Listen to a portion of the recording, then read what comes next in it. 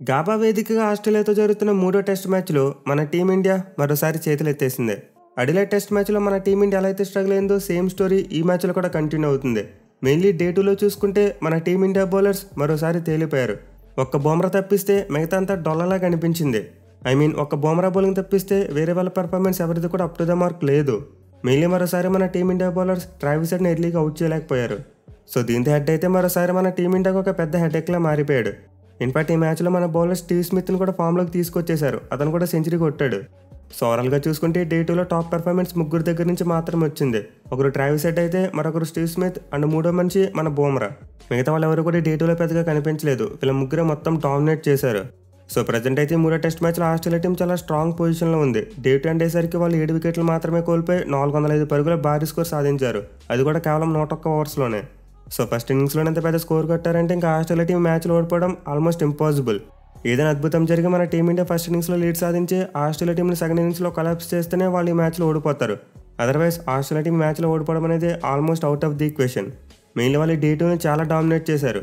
So ఈ మ్యాచ్లో అయితే మన టీమిండియా టాస్ గెలిచి ముందుగా ఫీల్డింగ్ తీసుకున్నారు. అండ్ మనం ప్రివ్యూ వీడియోలో ఏవైతే చేంజెస్ చెప్పుకున్నామో ఎగ్జాక్ట్లీ అవే చేశారు. కానీ డే 1లో చూసుకుంటే వర్షం కారణంగా ఆట పెద్దగా ఏమీ పాసిబుల్ కాలేదు. స్టార్టింగ్లోనే కొన్ని ఓవర్లు బ్యాటింగ్ చేశారు. సో టాస్ గెలిచి ముందుగా ఫీల్డింగ్ తీసుకుని మన టీమిండియా ఓవర్కాస్ట్ కండిషన్స్ యూజ్ చేసుకుందామని చూసింది. కానీ వరుణ్ దేవుడు మొత్తం చెడగొట్టేశాడు. ఇక డే 2లో చూసుకుంటే కండిషన్స్ కంప్లీట్లీ ఆపోజిట్.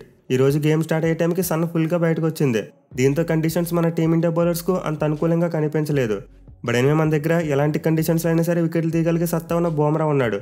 అండ్ అతను ఈరోజు మన టీమిండియాకు ఫస్ట్ బ్రేక్ త్రూ కూడా అందించాడు. ఇన్ఫాక్ట్ ఫస్ట్ 2 వికెట్స్ అతనే తీసుకున్నాడు. సో మరోసారి అయితే బుమ్రా ఆస్ట్రేలియా ఓపెనర్స్ని చాలా డామినేట్ చేశాడు. డే 1లో తను వేసిన ఫస్ట్ స్పెల్లో వికెట్లు తీయలేకపోయినప్పటికీ ఈరోజు మాత్రం స్టార్టింగ్లోనే వికెట్లు తీసుకున్నాడు. అది కూడా తను వేసిన 2 కన్సెక్యూటివ్ ఓవర్స్లో. సో బుమ్రా అయితే 2 బ్యూటిఫుల్ అవుట్ గోయింగ్ డెలివరీస్తో కవాజా మరి మ్యాక్స్వెని ఇద్దరిని కూడా అవుట్ చేశాడు. అండ్ దెన్ లబుషేన్ మరియు స్టీవ్ స్మిత్ మధ్య ఒక చిన్న పార్ట్నర్షిప్ స్టార్ట్ అయినప్పటికీ దాన్ని ఎన్కేఆర్ బ్రేక్ చేశాడు. ఒక మంచి ట్రాప్తో 12 పరుగులు చేసిన మార్నస్ లబుషేన్ బాల్తో కొట్టించాడు. సో ఆస్ట్రేలియా టీం అయితే ఈరోజు మొదటి సెషన్లోనే 3 వికెట్లు కోల్పోయింది. అండ్ లంచ్ బ్రేక్ ముందు వరకు చూసుకుంటే మన టీమిండియా చాలా కంఫర్టబుల్గా కనిపించింది. అలాగే గేమ్ను డామినేట్ చేస్తారేమో అనిపించింది. కానీ ఇప్పుడైతే ట్రావిస్ హెడ్ మరియు స్టీవ్ స్మిత్ వీళ్ళిద్దరి మధ్య పార్ట్నర్షిప్ స్టార్ట్ అయిందో మన వాళ్ళు కంప్లీట్లీ బ్యాక్ ఫుట్ మీదకి వెళ్ళిపోయారు. ఎస్పెషల్లీ మరోసారి ట్రావిస్ హెడ్ చితక్కొట్టి పాడేశాడు. కేవలం 160 బంతుల్లోనే 152 పరుగులు చేశాడు.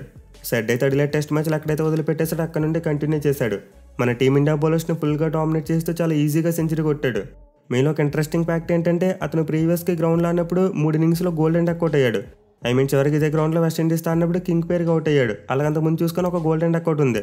సో ఈ స్టేడియంలో టెస్ట్ ఫార్మాట్లో వరుసగా 3 ఇన్నింగ్స్లో గోల్డెన్ డక్ అవుట్ చాలా పూర్ రికార్డ్తో మ్యాచ్లోకి ట్రావిస్ హెడ్ వచ్చాడు. కానీ మ్యాచ్లో మన టీమిండియాని చూసేసరికి అతని మూడ్ మారిపోయింది. 3 గోల్డెన్ డక్ అవుట్స్ తర్వాత కంబ్యాక్ చేసి ఈ మ్యాచ్లో ఏకంగా 150+ రన్స్ కొట్టాడు. సో నిజంగా ట్రావిస్ హెడ్ అయితే మన టీమిండియా పాలిట ఒక ఎముడిలా తయారయ్యాడు. ఏ ఫార్మాట్లో అయినా సరే మన వాళ్ళు డామినేట్ చేస్తున్నాడు. మిగిలిన మ్యాచ్లో చూసుకుంటే మన టీమిండియా బౌలర్స్ అతను ఎర్లీగా వచ్చడానికి చాలా కష్టపడ్డారు. బట్ దాన్ని కూడా ట్రావిస్ హెడ్ చాలా సునాయాసంగా అధిగమించాడు. మన వాళ్ళు ఆఫ్ స్టంప్ ప్లాన్తో వెళ్తే తన కట్ షాట్స్తో విరుచుకుపడ్డాడు. కొన్ని షార్ట్ బాల్తో ఇబ్బంది పెడదామంటే ర్యామ్ షాట్లు మరియు పుల్ షాట్లు బాగానే ఆడేశాడు. ఇంకా సింపుల్గా చెప్పాలంటే మన టీమిండియా వేసిన ప్లానింగ్స్ను కంప్లీట్లీ ఎగ్జిక్యూట్ చేయనివ్వలేదు. మన వాళ్ళు ఒక ప్లాన్ ఎగ్జిక్యూట్ చేయడం స్టార్ట్ చేయగానే వెంటనే దాన్ని తిప్పికొట్టేవాడు. దీంతో మన వాళ్ళు ఆటోమేటిక్గా బ్యాక్ ఫుట్ మీదకి వెళ్ళిపోయేవారు. అండ్ అప్పట్లోనే మన టీమిండియాకి ఎగనెస్ట్ కాడినప్పటికీ అతనికి ఎంతో కొంత లక్ కలిసి వస్తుంది. అండ్ ఈ మ్యాచ్లో కూడా కాస్త కలిసి వచ్చింది. కొన్ని క్లోజ్ కాల్స్ చూసాం. కొన్ని మంచి బాల్స్కి బీట్ అవ్వడం, అలాగే ఒక బొమ్మ బాల్ క్యాచ్ కూడా చూసాం. ఈవెన్ స్లిప్స్లో రోహిత్ శర్మ కూడా ఒక డిఫికల్ట్ క్యాచ్ వచ్చింది. సో ట్రావిస్ హెడ్ ఇప్పుడు మన టీమిండియా మీద అతనికి ఎంతో కొంత లక్ కలిసి వస్తుంది. అండ్ ఈరోజు కూడా సేమ్. కానీ అతనిలో స్టీవ్ స్మిత్ చూసుకుంటే మాత్రం వింటేజ్ బ్యాటింగ్ చేశాడు. చాలా కామన్ కంపోజ్గా తన ఇన్నింగ్స్ను బిల్డ్ చేసుకుంటూ వెళ్ళిపోయాడు. సో రీసెంట్ టైంలో చూసుకుంటే స్టీవ్ స్మిత్ అంత మంచి ఫామ్లో లేడు. చాలా స్ట్రగుల్ అవుతున్నాడు. ఇన్ఫాక్ట్ నాకు తెలిసి లాస్ట్ 24 ఇన్నింగ్స్లో ఒక సెంచరీ కూడా లేదనుకుంటా. సో మనకి టెస్ట్ ఫార్మేట్లో కోహ్లీ మరియు రోహిత్ ఎలా అయితే స్ట్రగుల్ అవుతున్నారో వాళ్ళు కూడా స్టీవ్ స్మిత్ అలానే స్ట్రగుల్ అవుతున్నాడు. కానీ ఈ మ్యాచ్లో మాత్రం రిడెంప్షన్ దొరికింది. చాలా రోజుల తర్వాత ఒక మంచి గ్రిట్టి సెంచరీ కొట్టాడు. పట్టుదలగా క్రీజులో పాతుకుపోయి 190 బంతులు 101 పరుగులు చేశాడు. మిగిలిన ట్రావిస్ హెడ్తో కలిసి 4 వికెట్ ఏకంగా 241 పరుగుల పార్ట్నర్షిప్ నెలకొల్పాడు. అది కూడా 302 బంతుల్లోనే. సో ఈ పార్ట్నర్షిప్ అయితే కంప్లీట్లీ గేమ్ని ఆస్ట్రేలియా వైపుకి తీసుకువెళ్ళిపోయింది. లంచ్ బ్రేక్ ముందు వరకు మన వాళ్ళు డామినేట్ చేశారనుకుంటే ఆ తర్వాత మాత్రం వీళ్ళ డామినేషన్. 2వ సెషన్లో 1 వికెట్ కూడా పడలేదు. మోస్ట్ ఇంపార్టెంట్లీ వాళ్ళ పార్ట్నర్షిప్ చాలా క్విక్ టైంలో వచ్చింది. ఓవర్కి ఆల్మోస్ట్ 5 రన్స్ వరకు కొట్టుకుంటూ వెళ్ళిపోయారు. మెయిన్లీ ట్రావిస్ హెడ్ అయితే 50 తర్వాత బ్యాట్ జులిపించాడు. అలాగే స్టీవ్ స్మిత్ చూసుకునే రెగ్యులర్ ఇంటర్వెల్స్లో బౌండరీస్ కొడుతూ ఉండేవాడు. సో వాళ్ళ పార్ట్నర్షిప్ నడుస్తున్నంతసేపు మన టీమిండియా బౌలర్స్ దగ్గర ఎలాంటి ఆన్సర్ లేదు. ఇన్ఫాక్ట్ అసలు డే 2 అండేసరికి మన వాళ్ళు వీళ్ళని అవుట్ చేయగలరని డౌట్స్ కూడా వచ్చాయి. బట్ ఆ టీ బ్రేక్ తర్వాత బుమ్రా వచ్చి ఒక అద్భుతమైన స్పెల్ వేశాడు. సెంచరీలతో క్రీజ్లో సెట్ అయిపోయిన ట్రావిస్ హెడ్ మరియు స్టీవ్ స్మిత్ వీళ్ళిద్దరిని అవుట్ చేశాడు. అండ్ దాని తర్వాత వెంటనే మిచెల్ మార్ష్ వికెట్ కూడా తీశాడు. సో బుమ్రా అయితే డే 2లో మన టీమిండియా తరపున ఒంటరి పోరాటం చేశాడు. In the matter of 11 runs 3 important wickets తీసుకున్నాడు. సో ఈ రోజు మన వాళ్ళ బౌలింగ్ ఏదైనా పాజిటివ్ ఉందా అంటే అది కేవలం బుమ్రా మాత్రమే. నిజంగా మరోసారి తను ఎందుకు వరల్డ్ క్లాస్ బౌలర్ ప్రూవ్ చేసుకున్నాడు. మిగిలిన తను తీసుకున్న 5 వికెట్లు కూడా చూడండి, తన క్వాలిటీ మరి స్కిల్లే, ఎక్కడ కూడా బ్యాట్స్మెన్ రాంగ్ షాట్లో అవుట్ అవ్వలేదు. సో ప్యూర్లీ తన స్కిల్ని యూజ్ చేసి బుమ్రా ఈ రోజు 5 వికెట్లు పడగొట్టాడు, అది కూడా 72 పరుగులు మాత్రం ఇచ్చి. మిగిలిన మన వాళ్ళ బౌలింగ్ కార్డులో చూసుకుంటే బుమ్రా ఒక్కడే బిలో 3 ఎకానమీతో బౌలింగ్ చేశాడు. బట్ మిగతా బౌలర్స్ అందరూ 3 కంటే ఎక్కువ రన్స్ ఇచ్చారు ఓవర్కే. ఇన్ఫాక్ట్ 3 బౌలర్స్ అయితే 4 కంటే ఎక్కువ ఎకానమీతో బౌలింగ్ చేశారు. సో కంప్లీట్లీ బుమ్రా అయితే మన టీమిండియా బౌలింగ్ భారాన్ని తన భుజస్కంధాల మీద మోసాడు. ఈ సిరీస్లో రెండోసారి 5 వికెట్ ఆల్ తీసి మన టీమిండియాని గేమ్లోకి తీసుకొచ్చే ప్రయత్నం చేశాడు. కానీ అది 2లో బౌలర్స్ చూసుకుంటే ఎవరు కూడా అతనికి సరిగ్గా సపోర్ట్ చేయలేకపోయారు. మెయిన్లీ బుమ్రా వేసిన దాంట్లో ఒక 50% కూడా వేయలేకపోయారు. సో బుమ్రా అయితే చాలా తెలివిగా ఒక కన్సిస్టెంట్ లెంత్ను మెయింటైన్ చేస్తూ బాల్ని స్టంప్స్ మీద వేసేవాడు, అలాగే అవుట్ సైడ్ ఆఫ్ స్టంప్ వేసేవాడు. కానీ మిగతా బౌలర్స్ చూసుకుంటే మాత్రం ఎక్కువగా అవుట్ సైడ్ ఆఫ్ స్టంపే వేశారు, స్టంప్స్ని పెద్దగా అటాక్ చేయలేదు. దీనివల్ల ఆస్ట్రేలియా బ్యాట్స్మెన్ సిరాజ్, ఆకాశ్దీప్ మరి ఎన్కేఆర్ ముగ్గురు కూడా చాలా కంఫర్టబుల్గా ఫేస్ చేశారు. మెయిన్ నితీష్ కుమార్ రెడ్డి బౌలింగ్ అయితే చాలా ఎక్కువ రన్స్ కొట్టారు. సో ఎన్కేఆర్ ఒక వికెట్ తీసినప్పటికీ రన్స్ని కంటైన్ చేయలేకపోయాడు. 13 ఓవర్స్లో 65 పరుగులు ఇచ్చాడు, అంటే ఓవర్కి 5 పరుగులు చెప్పిన ఇచ్చేశాడు. బట్ అఫ్కోర్స్ మన ఫస్ట్ సీమ్ బౌలర్ దగ్గర నుంచి అంతకంటే ఎక్కువ ఎక్స్పెక్ట్ చేయలేం. మెయిన్లీ బుమ్రాకి ఎక్కువ సపోర్ట్ చేయవలసింది ఆకాశ్దీప్ మరి మొహమ్మద్ సిరాజ్, వీళ్ళిద్దరూ చేయాలి. బట్ ఇద్దరు కూడా ఎక్కువ వికెట్లు తీయలేకపోయారు. ఎస్పెషల్ ఆకాశ్దీప్ అయితే చాలా అన్లక్కీ అని చెప్పుకోవాలి, ఎందుకంటే అతను సిరాజ్తో కంపేర్ చేసుకుంటే చాలా టైట్ బౌలింగ్ చేశాడు. ఇన్ఫాక్ట్ చాలాసార్లు ఆస్ట్రేలియా బ్యాట్స్మెన్ బీట్ చేశాడు, బట్ తనకు ఒక్క వికెట్ కూడా పడలేదు. ఇక సిరాజ్ చూసుకున్న అతనికి ఇంజరీ కారణంగా ఫుల్ ఎఫర్ట్ పెట్టలేకపోయాడు. తనకి ఫీల్డింగ్ చేస్తున్నప్పుడు హ్యామ్స్ట్రింగ్ ఇంజరీ అయింది, దీంతో అతను బౌలింగ్ చేసేందుకు కాస్త స్ట్రగుల్ అయ్యాడు.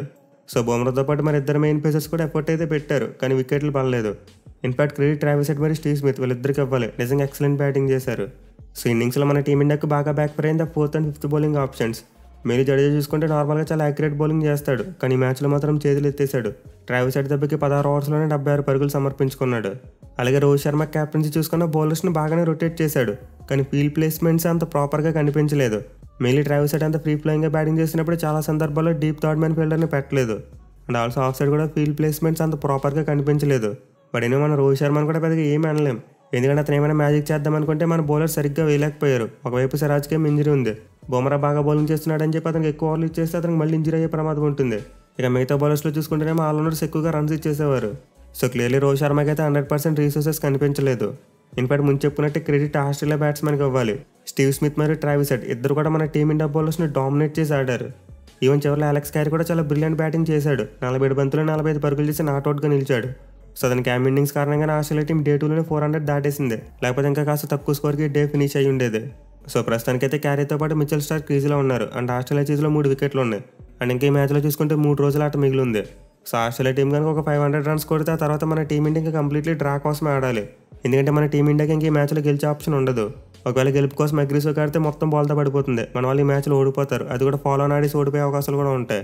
సో వెదర్ ఫోర్కాస్ట్లో అయితే తిరిగి డే 4 అండ్ డే 5లో కూడా వర్షం పడే ఛాన్సెస్ కనిపిస్తున్నాయి. దీంతో మన టీమిండియా బ్యాట్స్మెన్ ఈ టెస్ట్ మ్యాచ్ని డ్రా చేసుకోవాలనే మైండ్ సెట్ ఆడితేనే బెటర్. అలా కాకుండా ఈ మ్యాచ్ నుంచి ఏదైనా రిజల్ట్ తెద్దామని ట్రై చేస్తే మాత్రం మన వాళ్ళు ఓడిపోతారు. సో మన వాళ్ళైతే ఎట్టి పరిస్థితుల్లో కూడా ఫస్ట్ ఇన్నింగ్స్లో ఈజీగా వికెట్స్ ఇవ్వకూడదు. రన్స్ రాకపోయినా పర్లేదు, కానీ రేపు మాత్రం చాలా పట్టుదలగా బ్యాటింగ్ చేయాలి, క్రీజ్లో పాతుకుపోయి టైంని వేస్ట్ చేయాలి. ఎందుకంటే ఈ టెస్ట్ మ్యాచ్ డ్రా అయినా సరే మనకి WTC ఫైనల్ ఇంకా ఛాన్సెస్ ఉంటాయి. లాస్ట్ 2 మ్యాచెస్ గెలిస్తే డైరెక్ట్గా క్వాలిఫై అయిపోతారు. అలా కాకుండా ఈ మ్యాచ్లో ఓడిపోతే మాత్రం WTC ఫైనల్ ఛాన్సెస్ ఇంకా మన చేతిలో ఉండవు. సో ఈ మ్యాచ్ కోసం యూజ్ చేసిన పిచ్ మరీ అంత స్పైసీగా ఏమీ లేదు.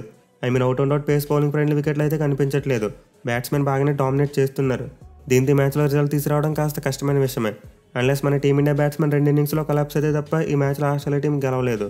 సో మన టీమిండియా బ్యాట్స్మెన్ అయితే జాగ్రత్తగా ఈ మ్యాచ్ని డ్రా చేసుకుంటే బెటర్ అని చెప్పి నా ఫీలింగ్. మరి మీరేమనుకుంటున్నారు కింద కామెంట్ చేయండి. Thank you for watching, have a nice day.